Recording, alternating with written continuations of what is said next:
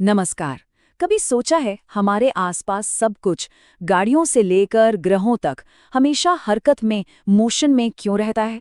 आज हम इसी हलचल के पीछे की साइंस को समझेंगे, मोशन के राज को खोलेंगे। चलिए शुरुआत एक ऐसे एक्सपीरियंस से करते हैं जो हम सब ने महसूस किया है। सोचिए, आप एक रुकी हुई ट्रेन में बैठे हैं और बगल की पटरी पर खड़ी ट्रेन चलने लगती है। एक पल के लिए ऐसा जरूर लगता है कि अरे, हमारी ट्रेन चल रही है ना? ये छोटा सा धोखा ही हमें बताता है कि मोशन को समझना उतना भी सीधा नहीं है जितना हमें लगता है। तो फिर उस ट्रेन वाली पहेली को कैसे सुलझाएं? इसका जवाब एक ही सवाल में छिपा है। हम किसके मुकाबले में गति को देख रहे हैं? और यहीं से हमारा पहला और सबसे जरूरी कॉन्सेप्ट सामने आता है। इसे हम कहते हैं रेफरेंस पॉइंट या फिर ओरिजिन। समझिए, ये एक एंकर जैसा है, एक फिक्स्ड पॉइंट जिसके हिसाब से हम किसी दूसरी चीज की पोजीशन बताते हैं। जैसे अगर कहा जाए कि स्कूल रेलवे स्टेशन से 2 किलोमीटर दूर है, तो हमारा एंकर, हमारा रेफरेंस पॉइंट क्या हुआ? बिल्कुल सही, रेलवे स्टेशन। तो फिर मोशन क्या है? बहुत सिंपल है। समय के साथ किसी रेफरेंस पॉइंट के हिसाब से एक ऑब्जेक्ट की पोजीशन में बदलाव। इसका मतलब ये हुआ, और ये बात समझना बहुत जरूरी है, कि मोशन हमेशा रिलेटिव होता है, यानी सापेक्ष। कोई भी चीज अपने आप में नहीं चल रही, वो हमेशा किसी दूसरी चीज के मुकाबले में चल रही है। ठीक है, तो पोजीशन तो समझ आ गई। अब आगे बढ़ते हैं और देखते हैं कि किसी सफर को नापने के दो अलग अलग तरीके कौन से हैं। चलिए एक छोटा सा सफर इमेजिन करते हैं। मान लीजिए कि कोई ऑब्जेक्ट ओ से शुरू होता है, ए तक जाता है और फिर घूमकर सी पर वापस आ जाता है। ये छोटा सा रास्ता हमें सफर नापने के दो बिल्कुल अलग तरीकों के बारे में बताएगा। पहला तरीका है डिस्टेंस, यानी दूरी। ये सीधा साधा हिसाब है कि कुल कितना रास्ता चला गया, मतलब पूरी जर्नी की लंबाई। हमारे एग्जाम्पल में ऑब्जेक्ट पहले ओ से ए तक 60 किलोमीटर चला, फिर ए से सी तक 35 किलोमीटर। तो कुल डिस्टेंस कितना हुआ? 60 + 35 यानी 95 किलोमीटर।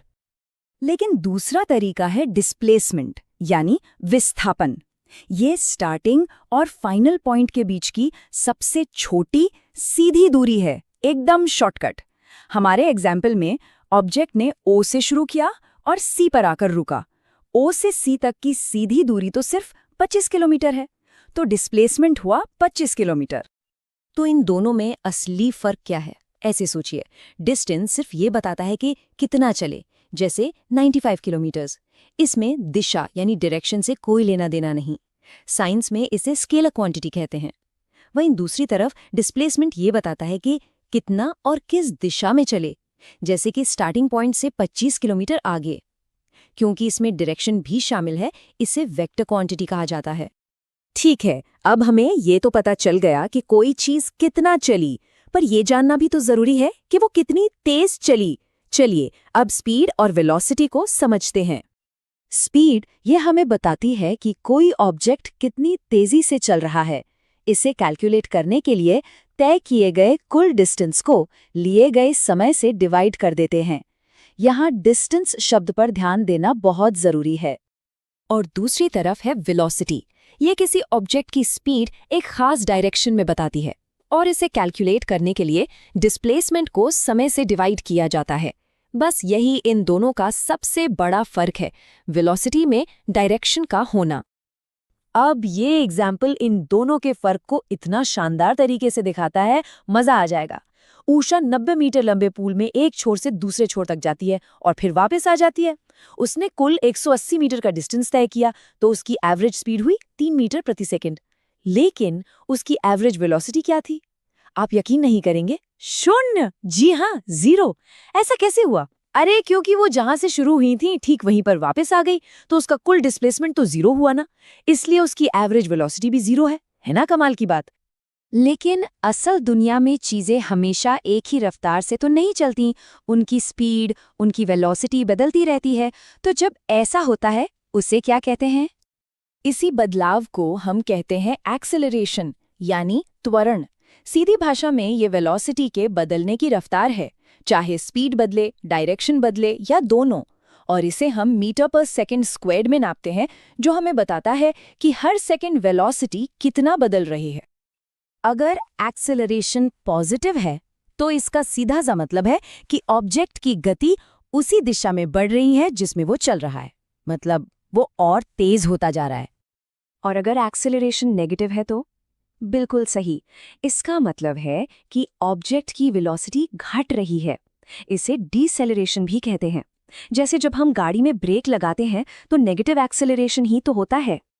अच्छा, अब इन सारे कॉन्सेप्ट्स को, डिस्टेंस, स्पीड, एक्सेलरेशन, टाइम, इन सब को एक साथ एक तस्वीर में कैसे देखें? उसके लिए है ग्राफ्स। साइंटिस्ट मोशन की पूरी कहानी बताने के लिए ग्राफ्स का इस्तेमाल करते हैं।